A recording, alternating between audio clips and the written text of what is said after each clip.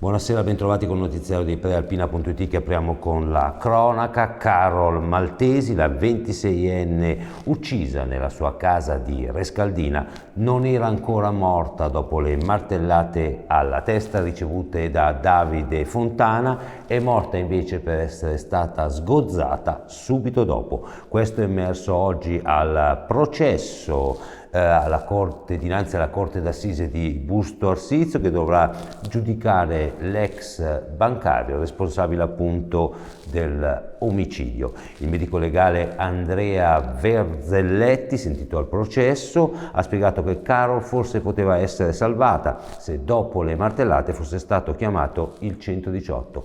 Invece Fontana optò per tagliarle la gola, una ricostruzione agghiacciante, quella rappresentata oggi in aula. Maggiori approfondimenti si possono leggere domani sul giornale in edicola.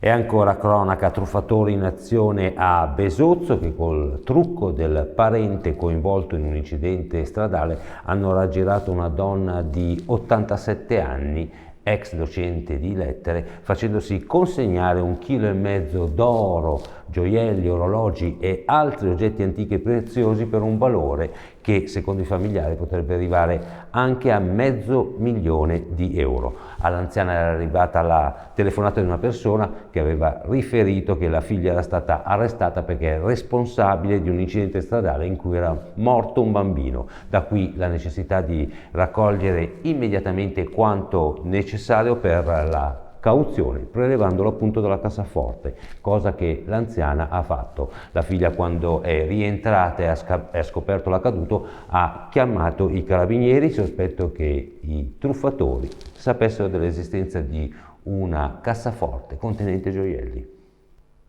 E cambiamo argomento. 2 anni fa, proprio il 5 dicembre, Varese era paralizzata a causa di una nevicata. Lo scorso anno invece i fiocchi caddero l'8 dicembre e quest'anno come sarà il ponte dell'Immacolata lo scopriamo in questo servizio. Fiocchi in arrivo, esattamente 2 anni or sono, il 4 e 5 dicembre 2020, furono giornate nere a causa della neve che paralizzò il traffico. La neve, mai così tanta in epoca recente ai primi di dicembre, prese un po' tutti alla sprovvista e il risultato fu appunto il caos viabilistico, con gli strascichi dei giorni successivi dovuti al ghiaccio. Nel 2021, sempre in questi giorni, tirava aria di fiocchi. Era annunciata la prima nevicata, che arrivò l'8 dicembre, giorno dell'Immacolata. E quest'anno la pioggia di oggi, lunedì 5, lascerà spazio da domani ad un clima più asciutto, con temperature minime prossime allo zero, tra l'1 e i 3, secondo le previsioni del Centro Geofisico Prealpino. Dopo giovedì, il ritorno del maltempo, che terrà banco nel ponte dell'Immacolata. Venerdì sono previste ancora piogge, con neve a quota 1000. Sabato, possibili fiocchi anche a bassa quota, quindi in pianura. Natale al Sacromonte contro la rovescia per l'accensione dell'albero e del presepe luminoso. Ci racconta tutto Barbara Zanetti, le immagini sono di Angelo Puricelli dell'agenzia Blitz. È tutto pronto per l'accensione del grande albero e del presepe luminoso realizzato a mano dagli abitanti del borgo al Sacromonte.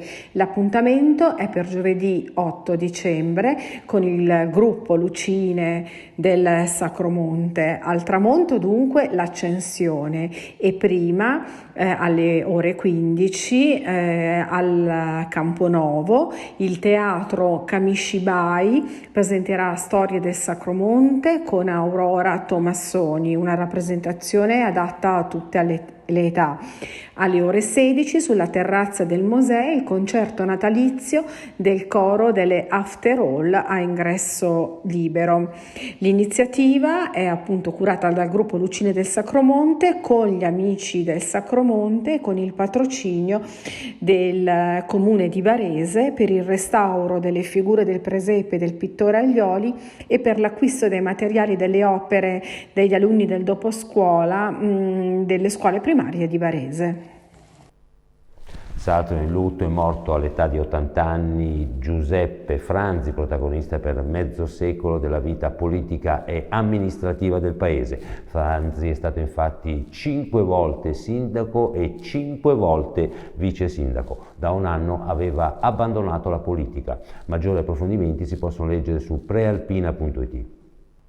E adesso la pagina sportiva, partendo dal calcio, la Pro Patria vittoriosa in casa col Lecco, l'attacco ora funziona. Sentiamo Luca Spriano, le immagini sono di Domenico Ghiotto. Personalità, carattere, valori. La Pro Patria è uscita alla grande dal delicato passaggio a cavallo tra fine novembre e inizio dicembre. 7 punti in 8 giorni. Il colpo sul campo dell'Albino Leffe, il pareggio con doppia rimonta a Lignano Sabbiadoro con la Pordenone e la splendida vittoria di ieri nella sfida sentitissima con il Lecco hanno fatto rimbalzare i biancoblù in zone di classifica interessanti, più lontani da quelle pericolose. Uno scatto prezioso considerando l'equilibrio del girone e l'assenza di squadre materiali. Trento e Triestina, che sono sul fondo, erano partite con ben altre ambizioni.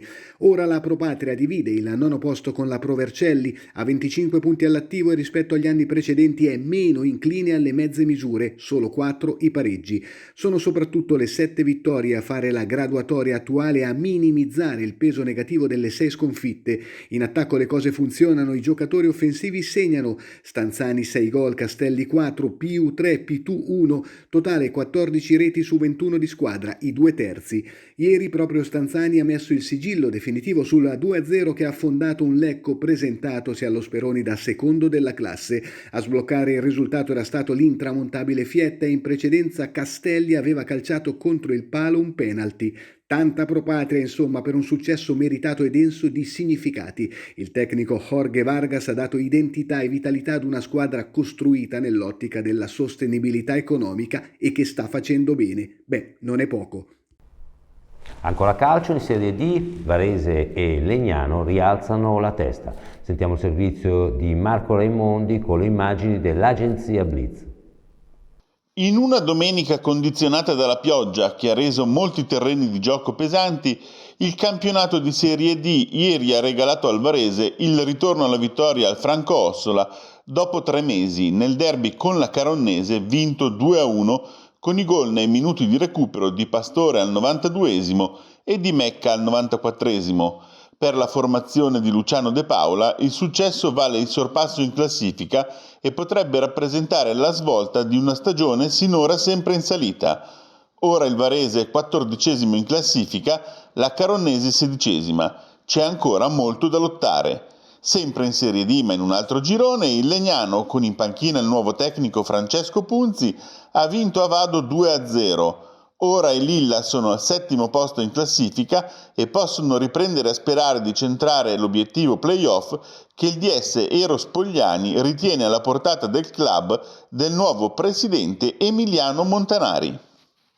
E chiudiamo col basket, Varese sconfitta dalla Virtus Bologna ma esce tra gli applausi del pubblico di Masnago. Ce ne parla Giuseppe Sciascia, le immagini dell'agenzia Blitz. L'Opeggio Metis resta a bocca asciutta in classifica, ma si gode gli applausi e l'entusiasmo dei 4.747 spettatori di Masnago. Si ferma a quota 5 la striscia vincente della formazione di Matt Brasi, costretta ad arrendersi al talento infinito e senza tempo della coppia Teodosic-Beninelli nelle file della Virtus Bologna. Soltanto l'imbattuta capolista, squadra di Eurolega che ha potuto nascondere assenze pesanti come quelle di Hackett, Schengelia e Ogelege, con un roster veramente chilometrico, riesce a battere Varese sul suo campo, quello di corsa, ritmo e punteggio alto. Show d'altri tempi dal punto di vista offensivo da una parte e dall'altra, Varese ha tenuto in scacco fino al termine la capolista, riuscendo a rientrare da meno 21 a meno 5 con uno stellare Markel Brown da 27 punti e 38 di valutazione. Alla fine, comunque, la gente di Masnago, con tanti VIP guidati da Billy Costacurta e Martina Colombari in prima fila a tifare con la maglietta personalizzata omaggiata dal club, si gode l'entusiasmo e il piacere di vedere basket e champagne. L'unico punto negativo in casa biancorossa riguarda l'infortunio di Justin Reyes, bloccatosi al ginocchio sinistro nel corso del riscaldamento e assente in attesa di definire con esattezza l'entità dell'infortunio. Si sospetta un problema al menisco da risolvere tramite intervento chirurgico. Se così fosse, comunque sembra improbabile il ricorso al mercato. Questa è l'ultima notizia, appuntamento col TG di domani alle ore 19. Buona serata.